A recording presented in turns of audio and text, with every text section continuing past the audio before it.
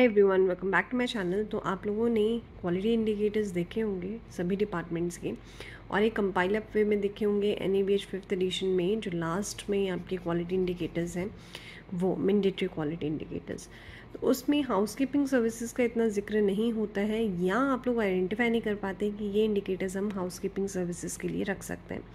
ठीक है, तो आज मैं आप लोगों को कुछ हाउसकीपिंग सर्विसेज के अलग से इंडिकेटर्स दूंगी जो कि हाउसकीपिंग सुपरवाइज़र निकालेंगे, और सभी आपके हाउसकीपिंग स्टाफ को भी बताएंगे कि ये चीज़ें हम अपने हॉस्पिटल में कुछ इंडिकेटर्स निकालते हैं और उनका आपको पता होना चाहिए, और जब भी कोई एसएसआर पूछेंगे तो आपने उनको बताना है।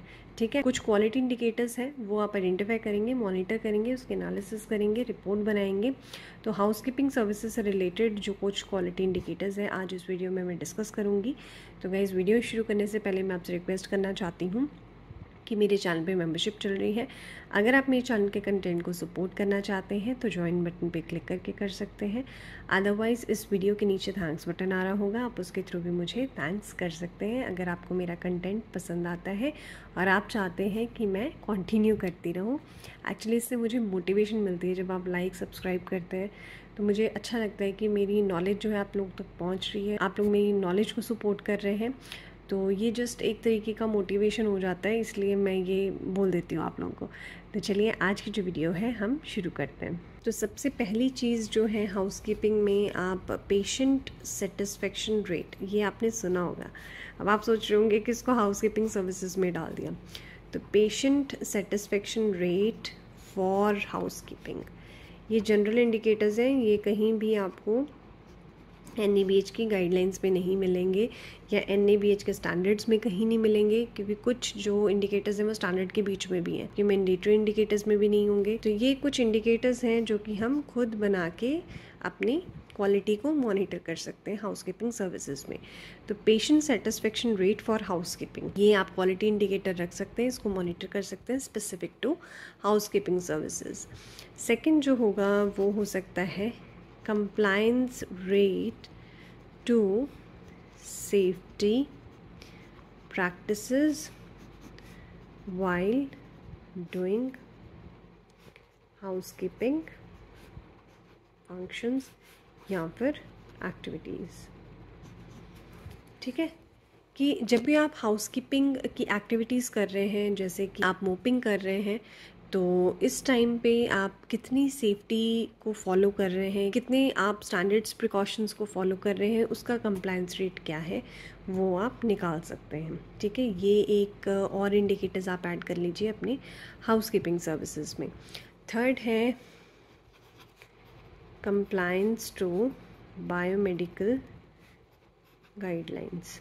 अब ये मैंने इंडिकेटर क्यों इंक्लूड किया है, क्योंकि बार बार ये कन्फ्यूजन होती है कि सेग्रीगेशन प्रॉपर नहीं है। अब नर्सिंग स्टाफ ने की, हाउसकीपिंग स्टाफ ने की, ये आप नर्सिंग स्टाफ के लिए भी रख सकते हैं, अपने हाउसकीपिंग स्टाफ के लिए भी रख सकते हैं कि जो सेग्रीगेशन है क्या वो बायोमेडिकल रेगुलेशन के हिसाब से हुई है, या कितना कंप्लाई करते हैं आप अपने बायोमेडिकल रूल्स को। ठीक है, फोर्थ जो है वो है आपकी फ्रीक्वेंसी ऑफ क्लीनिंग।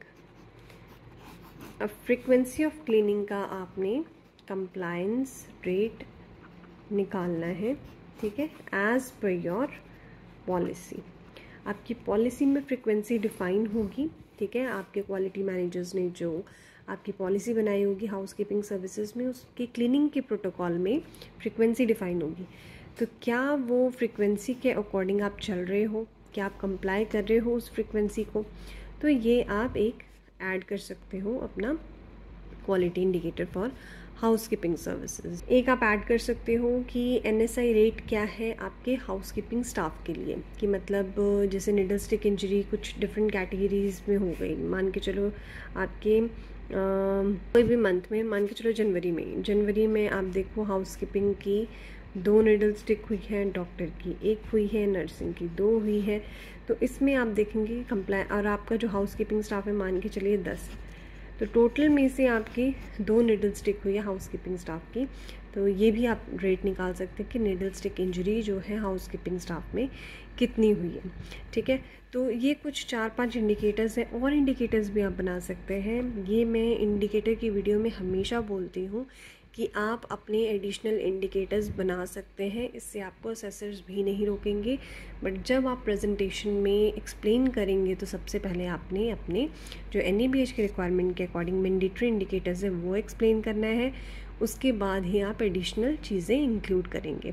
ठीक है, तो ये जस्ट मैंने आपको बताने के लिए ये वीडियो बनाई है कि आप अपने इंडिकेटर्स खुद भी बना सकते हैं, जैसे मैंने ये 4-5 बनाए हैं। तो गाइज़ आज के लिए बस इतना ही। उम्मीद करती हूँ आज का टॉपिक आपको इन्फॉर्मेटिव लगा होगा। अगर इन्फॉर्मेटिव लगा है तो प्लीज़ एक लाइक ज़रूर करें, शेयर करें मेरी वीडियो को ज़्यादा से ज़्यादा, सब्सक्राइब करें मेरे चैनल को और शेयर करें सूटेबल ऑडियंस के साथ। तो मैं मिलती हूँ आपसे नेक्स्ट न्यू वीडियो में। Till then bye bye, take care and stay safe.